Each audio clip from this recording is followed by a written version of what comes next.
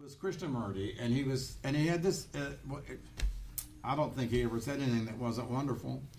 He was talking about the self, and he said, the self is the same in the most remote village in Africa, or the east side of Manhattan. He said it's the same. He said the self, it wants to be happy, it wants to be secure, it wants to be safe, it wants to be loved. Of course, I'm paraphrasing.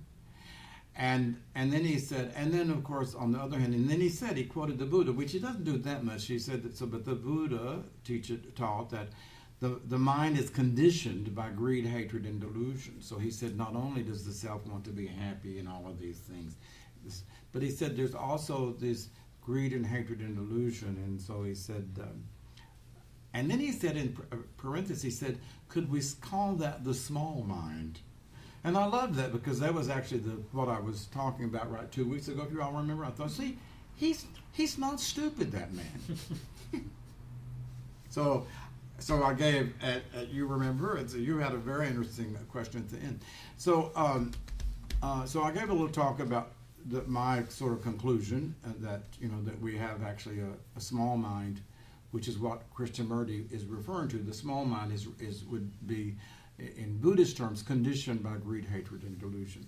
And then I think that we have probably what you might call a big mind. And then I actually think there's something represented by what we would call the no mind, which is what I was talking about. And don't ask me to repeat myself because I can.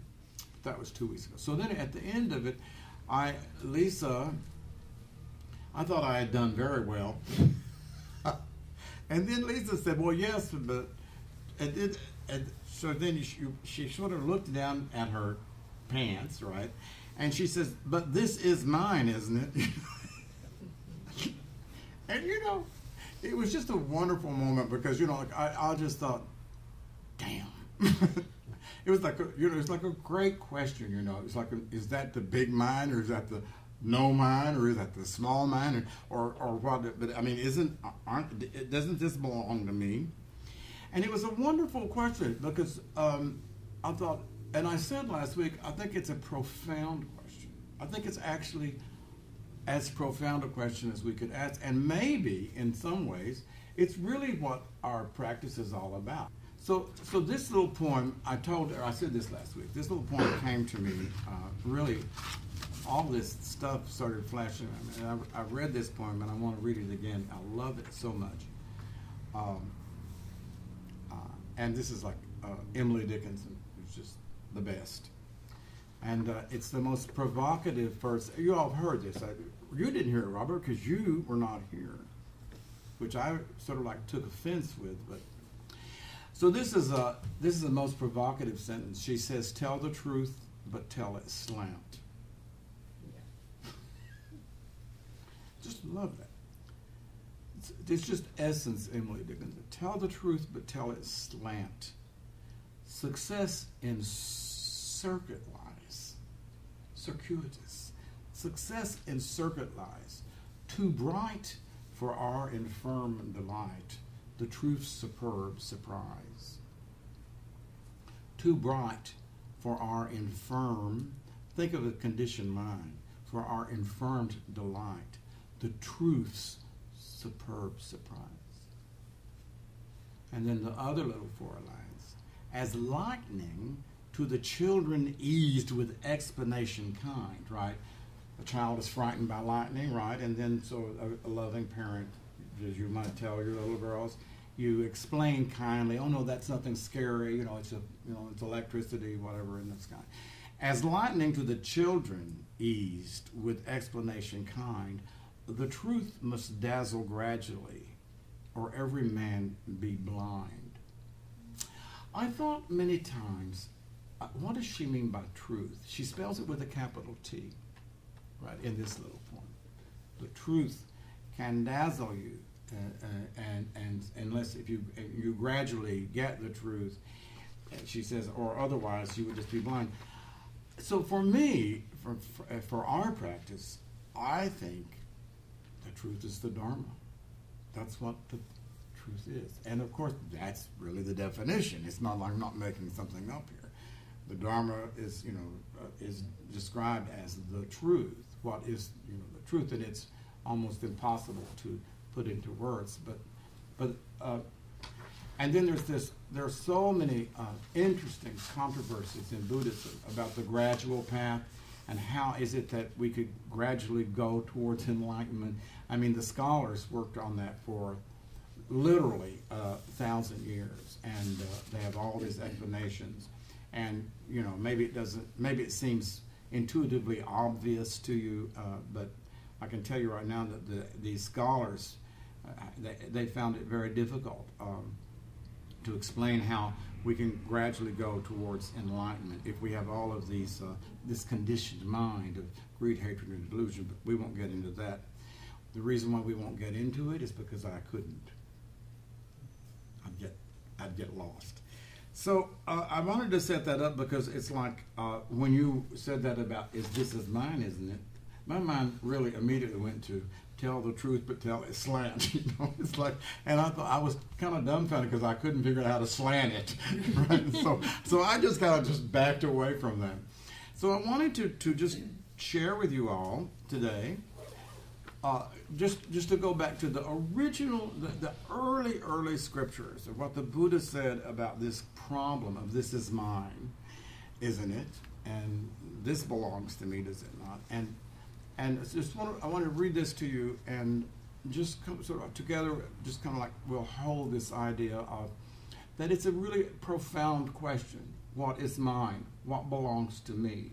Because if you focus on the external possession, you have a nice car, by the way, and I'm a little envious of it, Marta.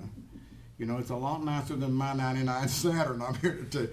But it's like if we focus on the external, this belongs to me, and so this country is mine. I mean, we can whatever. I'm an American. The Buddha is suggesting that we focus not on the object but the subject. So in other words, he's suggesting that right immediately, and if I were Mr. Buddha last week, and I actually had this in my head, not that I was smart enough to realize what he would have probably said. He would have said, well, who are you? If this is mine, who is that it belongs to? He would have wanted you to go back and inspect, right, who owns anything.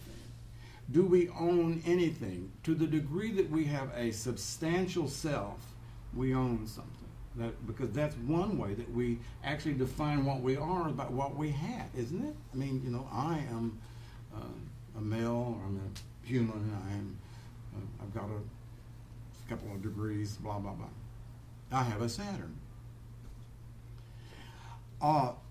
So he said, I'm going to just read some of these because these are the classical statements, and so we don't go over them enough. And I thought it'd be just good to hear them again. Then I'm going to read you kind of a wonderful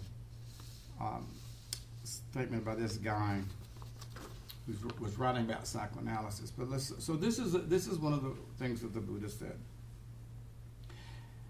This body does not belong to you, nor anyone else. Well, that's kind of stir. Well, if it doesn't, it does belong to me, right? So that's rather provocative. This body does not belong to you, nor to anyone else. It should be regarded as a result of former acts that have been constructed and intended, and it is to be experienced. So he's not saying that you should dismiss it, but he says this body is to be experienced. Now, right off the bat, if you go through any of the old teachings, it's called and it is really in yoga. It's also taught, and it's called the negative, via negativa. But they say you find out what is by eliminating what is not. Right. The way you get to the truth is to eliminate what is not true. And then, as we say, lead us from the unreal to the real, which is the most profound prayer. So, the Buddha would say that the body is not me, and he would say the feelings are not me. The body is the body, the feelings, and so it's called the five aggregates, the famous five aggregates, or the upadana of, and what do? They grasp. So anyway, this is the next to that would be from the Dharmapada. He said, when by wisdom one perceives that all things are not oneself, anatta, then one turns away from suffering. And he says that is the path of purification. So now I'm going to read you this is the one that is probably most quoted. It's what popped into my brain when you said these are my pains. And this is, and you know, and really we could do this every week. I'm not kidding. I mean, there's nothing. This is like the seminal statement that he made about ownership. That's wonderful. Bhikkhus, he said. Bhikkhus means boys. It means monks. So sometimes he would say bhikkhus and bhikkhunis, but today he just said bhikkhus. Bhikkhus. Form is not oneself. Okay? So, see this nodding? Now he's just announcing to you that form is not you. Okay? I know, Beverly, that's hard for you to get, but form is not oneself. What is not oneself should be seen as it really is with correct wisdom. Thus, and this is the famous sentence, this is not mine, this I am not, and this is not myself. So then he goes on and says, feeling is not oneself. Perception is not oneself. Formations, thoughts, all the things that we construct, all of the proliferations of all the stories, they're not oneself. And then finally he says, just to really put the clinker on it, consciousness, even consciousness, is not oneself. He said, what is not oneself should be seen as it really is with correct wisdom.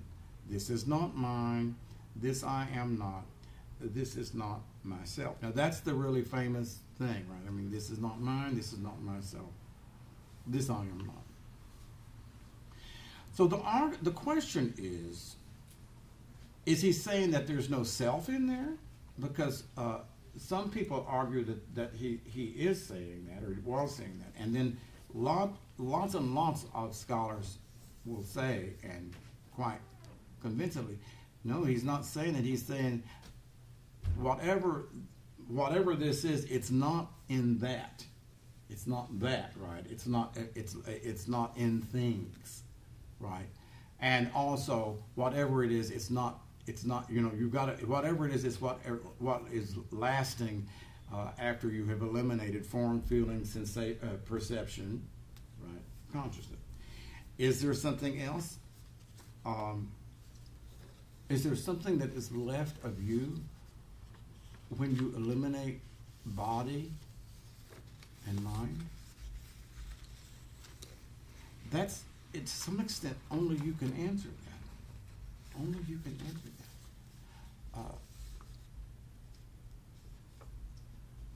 I think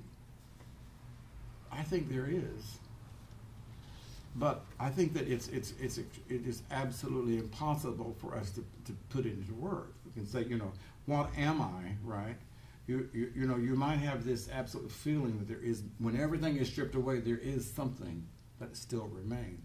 But what it is, no one has ever been able to say.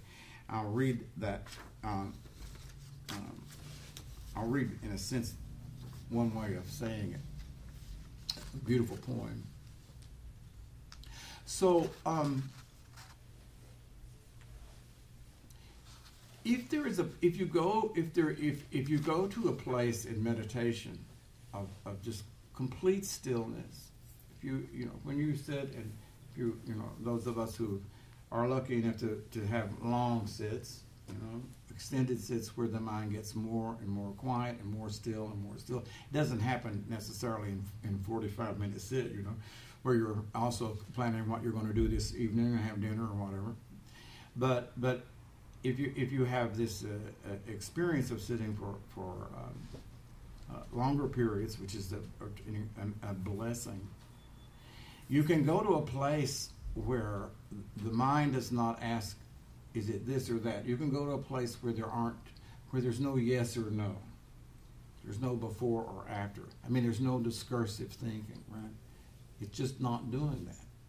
And so, as I've told you all, I think over and over, we all, Ajahn Chah referred to it as a still forest pool. But in that experience of the mind being quiet, I think that you could really say the question, is this mine? It wouldn't come up. I mean, in that profound silence of being, it's just not. That's a question I think that would only come up in where the mind is more in discursive, dichotomistic, right? Is it this or that, right? I mean, logical thought. But in other words, do we have the capacity to go to a deeper place where that question just doesn't come up? And I would say absolutely. And I would also say that that's the explanation to some extent of why the Buddha did not answer some questions. So you go, if you ask the Buddha the question, well, is the self real or unreal? He would just smile at you, right? Or if you said, well, is there a life after death? He wouldn't answer those questions, because maybe those questions are actually coming from the smaller mind that needs yes or no, and maybe his mind was just not in that place, so there was nothing he could actually even say to it. He probably couldn't even respond to it. I suspect that's probably true. I can't imagine a mind that's constantly in that no mind, that the biggest, but I think that to some extent, what was so wonderful was your honesty and your willingness to just ask that question from that place, and for me, I couldn't quite find a interface to it. I couldn't get on a level of. I was confused. So this is a guy. His name is Stephen Mitchell, and he wrote a book with an amazing title, "Hope and Dread in Psychoanalysis." Isn't that a good title? I love that a lot. As a therapist, I can ever relate. Hope and Dread in Psychoanalysis. This is really, I was very taken by this. And by the way, I'm almost finished. Well, unless I get another a second wind, right? This is really wonderful. You all like it. Think of self, which is what we're talking about. Okay? What is the self? Think of self as operating like cinematic film, which is, that's been used over and over and over in terms of even Buddhist teachers. Composed of discrete, discontinuous pictures that, when run together, create something very much continuous and integral. Now, this is I'm going to confess I haven't read the book. I got this, I copied this from another book, and I like it so much I might read his book. But I suspect that he has a Buddhist background, because a discrete, discontinuous moments of consciousness is the basic description, the way the Buddha described our consciousness. I mean, and people have been confused about it ever since, because he also implied that there is a continuous stream of consciousness. Two Vijnana, there are two streams, and they literally, by the time the Abhidharma, the scholars started writing about it, they started breaking up into groups, and I understand there were 18 schools within 300 years of the Buddha's death. There were 18 different schools, and most of which, all of which have basically disappeared. Theravada is one of those 18, or at least related to one of them. Vipassana meditation, that's how old Vipassana is.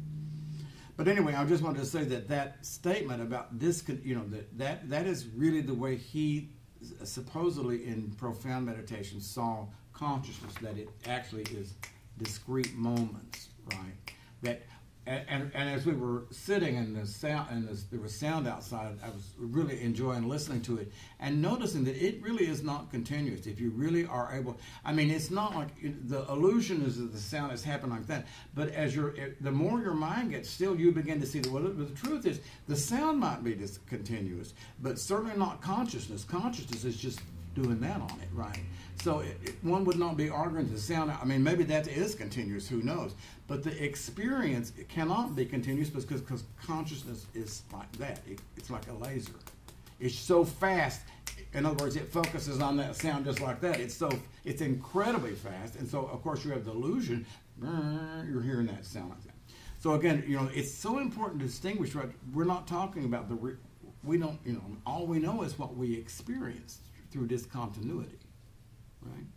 Which we call continuous. Well, I don't know if that made any sense, because I don't think I made any sense.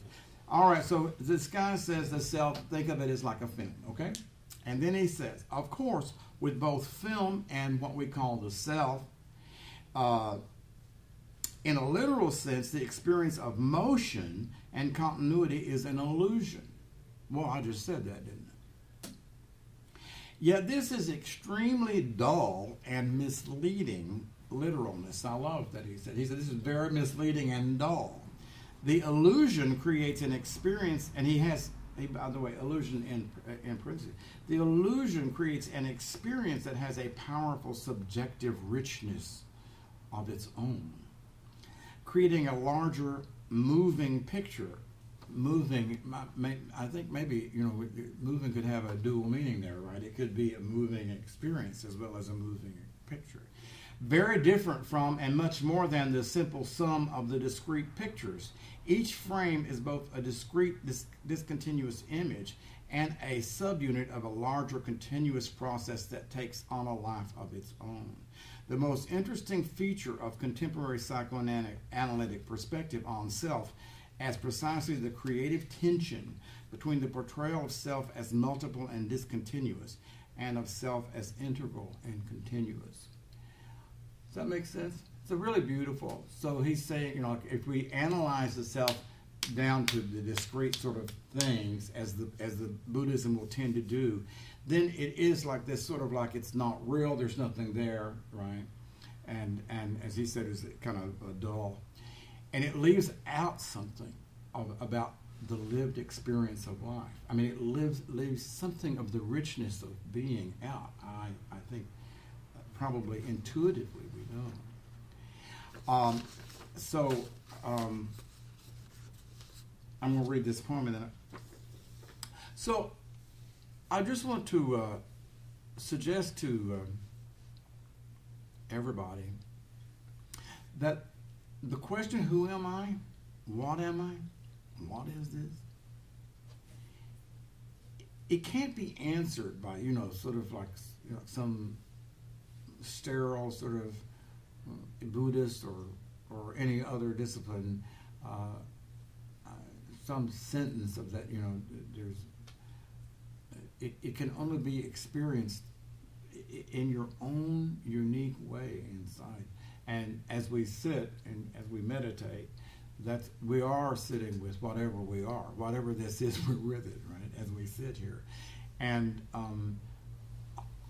so that's why I so love you asking that question, because it's like you're willing to ask those questions, and you're willing to try to figure this out, and I think that the answer to is this mine is everybody in here would have their own unique answer to that, but it all is based on your experience of what mine means, your experience of the self, how much we are defined by outside things, by what we own, as opposed to how much we are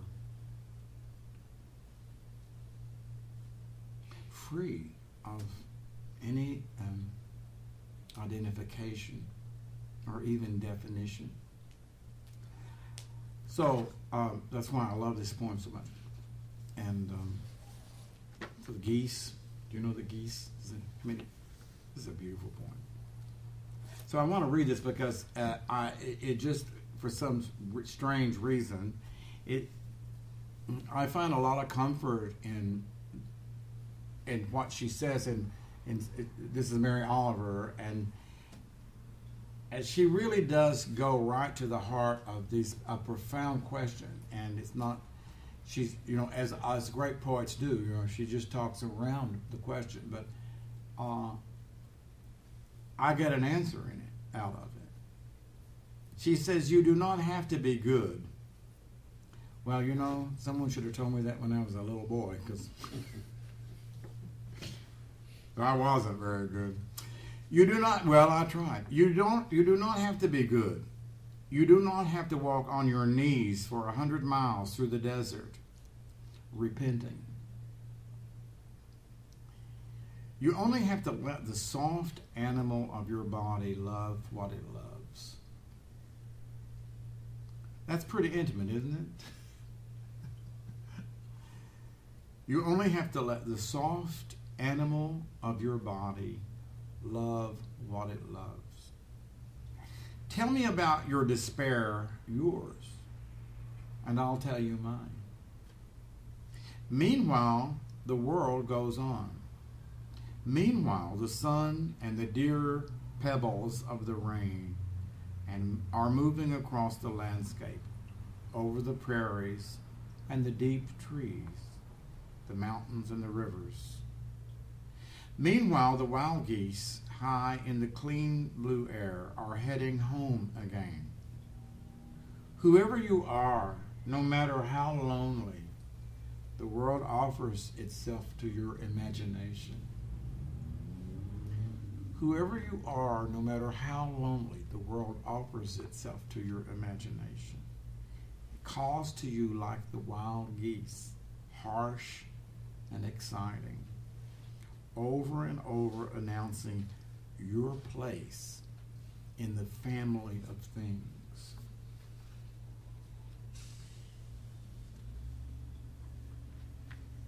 Does that respond to some extent to the question, who am I? It does for me. The idea that in some profound way we have a place in this everything.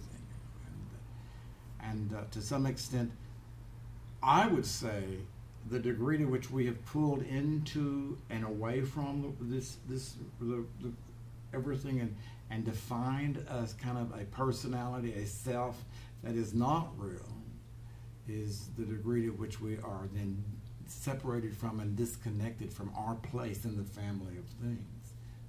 So the degree to which we are able to let go of that clinging to this personality, this view of self, is the degree to which we become maybe free like the wild geese.